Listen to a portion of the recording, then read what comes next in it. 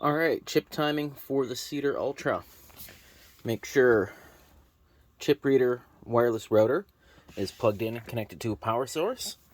And then make sure antenna is connected to antenna number 1 on the chip reader. Then here in the setup, chip timing is turned on. We go to setup here, specify reader,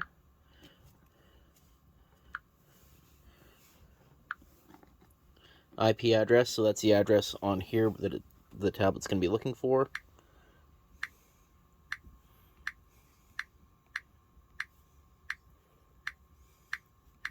So 192.168.1.1, and we're only running with one antenna, so we need to make sure that it's set to just check one antenna. Click on done, then we hit test connection, make sure everything's good. Oh, and except need to make sure that we are connected to the router. And this is going to be RSWR. Connected, no internet, done. That's good. Now we hit test connection. Connecting. Connected. Good. Good to go. Tablet will tell you there's no internet. Nobody cares. Okay. Close. So, one timing chip per racer, using partial chip ID, matching the last 8 digits that are what's been entered into the start list. Do not redetect the same. Do not detect chip after start. We'll give them a minute to clear the start area. And redetect, so once they complete their lap, we'll give them a minute before they got to get their butts out of the finish area. Okay. Chip start time doesn't matter. Chip detection is going to be first chip read.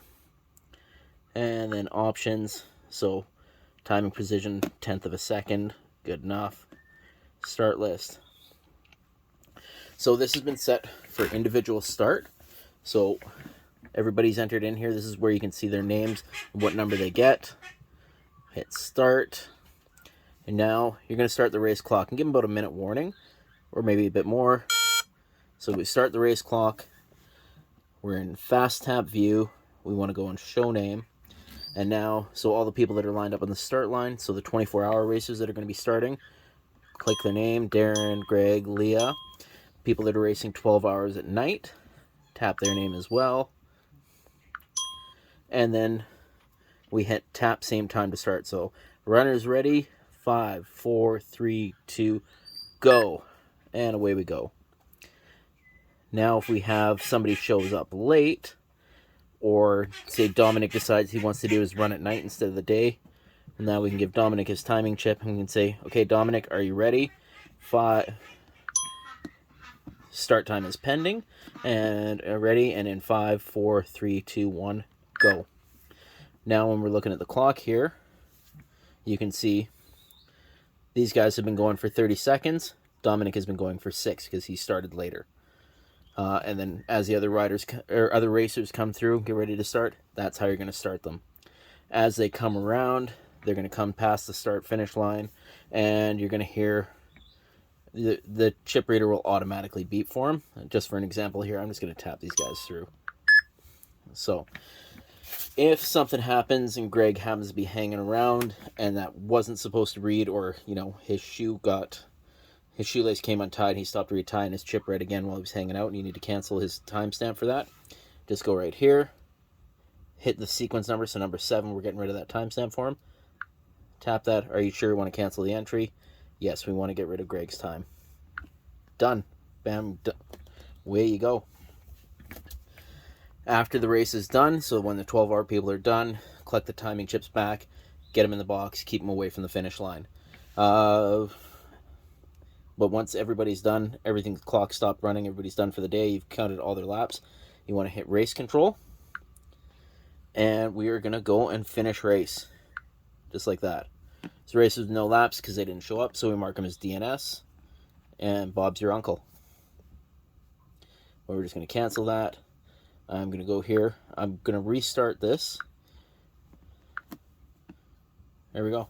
So now everything's set up and ready to go.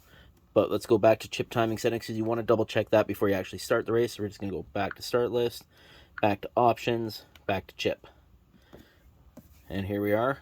So when you get ready to go, plug in the router, connect it to the antenna number 1. Make sure that you're connected to RSW 400. And then test connection. Make sure you're ready to go. Connecting, connected, good. Way to go. That should be it. Easy peasy.